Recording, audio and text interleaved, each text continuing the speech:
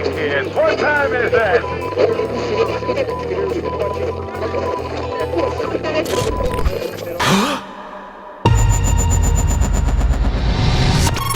Please state your name. Ryan Grace. I just woke up from a coma. So let's talk about this trailer for Project Hail Mary. First trailer for the upcoming movie, based on a book by Andy Weir, who also wrote the book The Martian, which was also made into a movie with Matt Damon. I've read both books. They're both excellent stories, science fiction stories with a lot of actual science in it. I'm several light years from my apartment, and I'm not an astronaut. I'm not an astronaut. So he's not an astronaut, and he's out there in deep space. Obviously just woke up from some kind of induced coma, which is what they do to go far in deep space missions, because you don't want to experience the passage of time until they actually get to where they're supposed to go. That's not a spoiler. I'm not giving any spoilers other than what you see in the trailer, but obviously he's just said he woke up from a coma, and he's got the long facial hair and everything. And I like that he says that I'm light years away from my apartment. Not light years away from Earth, light years away from my apartment. I'm not an astronaut. If you don't go, you die. With the rest of us. So, okay, he's not an astronaut, but if he doesn't go on this mission, he's going to die anyways. Apparently it's very important because she said, die like the rest of us. So it's something that's going to save the people of Earth, apparently. The sun is dying. You are the only scientist who might know what this says. So this character's name is her name is Strat, and she's put in charge of getting together this, coordinating this mission. And she just states that the main problem, the sun is dying. There's something happening with the sun, and they need to resolve this because obviously the Earth, the people of Earth, or anybody living here on Earth cannot survive without the energy from the sun. I'm just a teacher at Grover Cleveland Middle. You have a doctorate in molecular biology.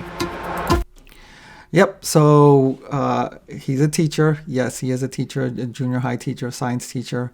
But he's also a doctor. He's got a doctorate in molecular biology, which is one of the main studies that they need to look into in order to resolve this problem that's happening here. I need you to come with us. This is Project Hail Mary. The sun is not the only star dying. Every star was infected by its neighbor, except one. Why? We don't know. Okay, so not just our sun, but other stars are infected in the same way, and they're also losing energy, except for one. Now, one of the things I was saying before, this author is really great at putting actual science into his book. There's a lot of things that I learned actually just from reading this book, which is very entertaining. But he interweaves a lot of science into it, a lot of facts into it that I wasn't aware of. One of them is that this is not a spoiler because this is not get into the story, but there's a neighboring star about 7.8 light years away. We named it Wolf 359, and the only thing I knew about Wolf 359 is that's where, in Star Trek, where the Borg battle Starfleet at Wolf 359. I didn't realize it was an actual star, but that is not the star that they're talking about here. That's the only one that's not affected. That it's another one. But again, in this story, you're filled with all sorts of facts that you can learn from. Which is why we built a ship to go there and find out. It's 11.9 light years away. The astronauts die in space. Yes, they do.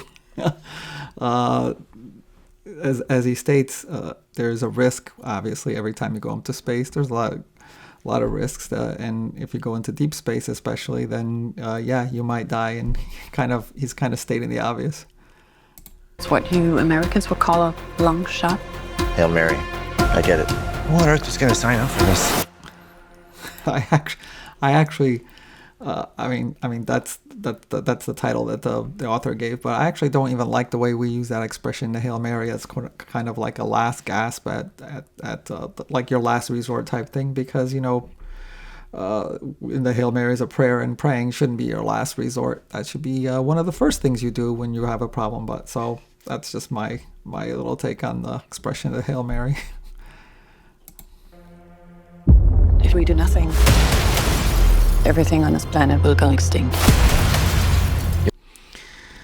So again, losing the energy from the sun, and as she said, everything will go extinct on the Earth if we don't solve this problem. You'll find a solution. You are my solution. I put the not in astronaut. So he's just like, yeah. She's like I said, she's the person who's in charge of this whole thing, and he's like, yeah, I'm sure you'll find a solution. Kind of like, I'm just doing my part. And then she goes, you are my solution. And he's like, I put the not in astronaut. I don't even remember it. It's on me that I don't remember that if that was actually part of the that was actually a quote from the book or not, or is just part of the script. I put the not in the astronaut. I've never done anything. I've never done a spacewalk. I can't even moonwalk. This is why it's such Ryan Gosling for this role is, I think it's perfect casting for this character, because he can do both serious stuff, the dramatic stuff, and he can do comedy as well. And there's a lot of comedy in the book, even though there's a serious situation going on. But the character is very sarcastic and makes a lot of small jokes, which obviously makes the story very entertaining. And Ryan Gosling can do that perfectly.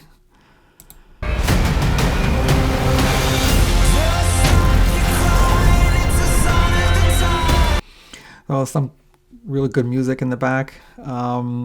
More shots of him just trying to figure out how to conduct this deep space mission, even though, as he says, he's not an astronaut.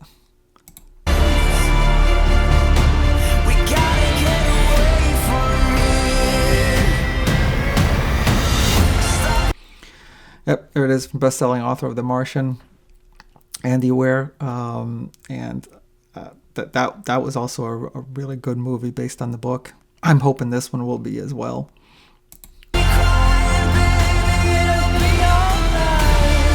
I understand the stakes. I do. So you saw the carrier out in the middle of the ocean. This is where they kind of gather all the top experts of the world to try to solve this problem out away from everybody. And there's a really good explanation for that, but obviously I'm not going to go into it. My place is in the classroom. The world is counting on you. He's someone who keeps saying, I'm just a teacher. I'm not the guy. I'm not the guy who's gonna, I'm not an astronaut. I'm not the hero. I'm not the guy who's gonna save the world. It seems like one of his students draws there. He just loves to teach. He's a teacher. He loves to teach. And apparently this thing just falls on him.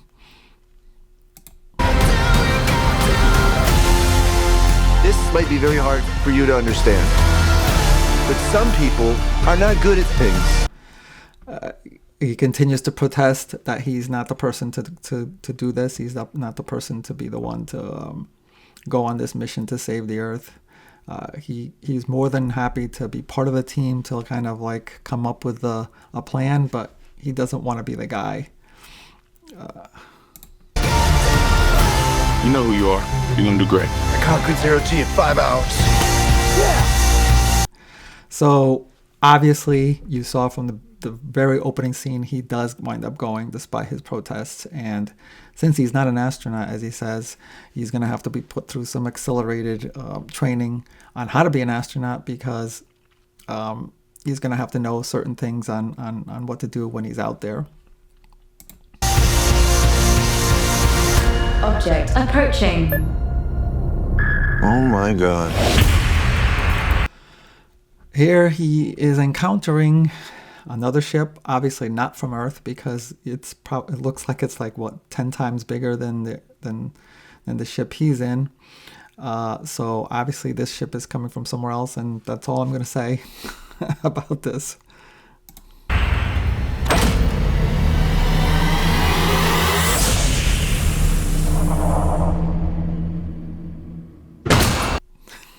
he encounters another being from this ship, and he's obviously startled by it, as you're going to see in the next scene from this ship. That he's just kind of like, it may seem like a random encounter, but there's a specific reason why this ship is out there. So I met an alien. He's kind of growing on me. At least he's not growing in me, which was a concern for a little while. Obviously a reference to the Aliens franchise, in which those aliens there are not very nice, and they gestate inside of you and they grow inside of you and tear your body, human bodies apart. And he's like obviously making another joke, reference to that this guy's, well, I'm not saying it's a guy, but this alien is actually friendlier.